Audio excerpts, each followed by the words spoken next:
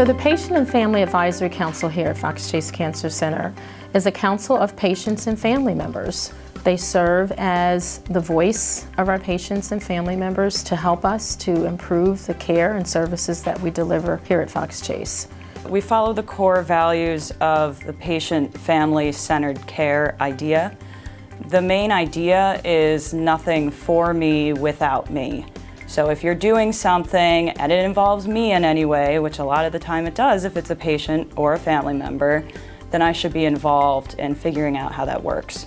So it's all about the patient, and it's all about the patient's family and caregivers who go through that journey with them. So if they're not included in any of this, and how a room is designed or in how literature is pulled together and how it's worded, if we miss that piece, then we're missing kind of the most important part.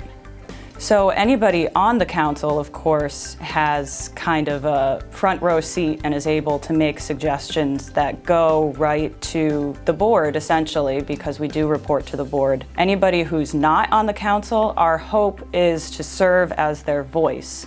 And we do also have a phone number and an email address that's available. It's on our website, and people can reach out to us that way as well. We had a patient surgical family waiting area where our family members who had loved ones undergoing surgery would wait. And given the types of procedures we have done here, that procedure could go on for 1-2 hours and sometimes 8 or 12 hours.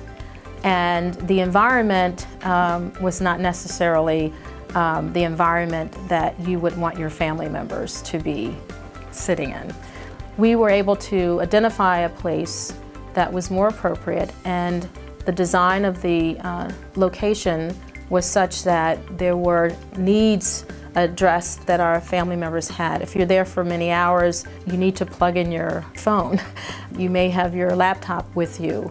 You need a place when the surgeon comes out after surgery to have a conversation with the surgeon in private. Family members often come with more than one family member, and so you needed a place that can accommodate a number of people at one given time without disrupting another family that may be waiting as well. With their input, we were able to identify a place that was most appropriate. We bring a unique perspective. I mean, as I had said earlier, I was a caregiver for my husband, so I was a family member, caregiver. I've been a current patient now for 4 years here. I've run the gamut from surgery, radiation, chemotherapy. I've been inpatient, I've been outpatient, I've been in a clinical trial. So I have a huge myriad of experiences. And I think that not just from my experiences, but from other members, we see things in our own way, and we're able to share our experiences. We now have quiet time in the hospital several times a day, and they make the announcement on the PA because people, we were inpatient and there's too many announcements, there's too many things going on, so they've initiated some quiet time so that there are no announcements made over the loudspeakers. I sit on the Patient Safety Committee, and one of the initiatives that had come out of that throughout the hospital too is the advanced directives. And there have been a big push on having advanced directives within the hospital system.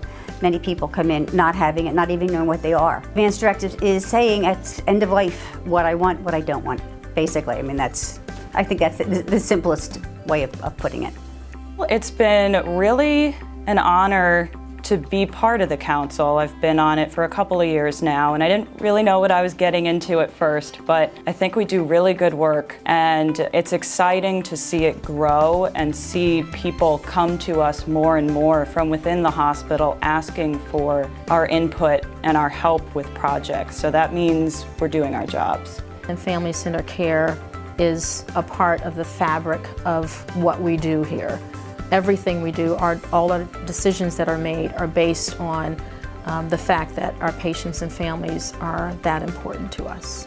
And when I first started, patients came to doctors and the doctor told them what to do, and they took their medicines and went home.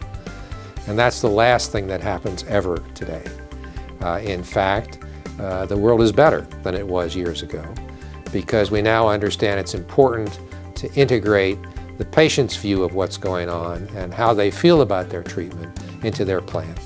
And so everyone comes in with information, more than they had before, Everyone comes in with core beliefs about what they want and don't want, and there are more choices for treatment.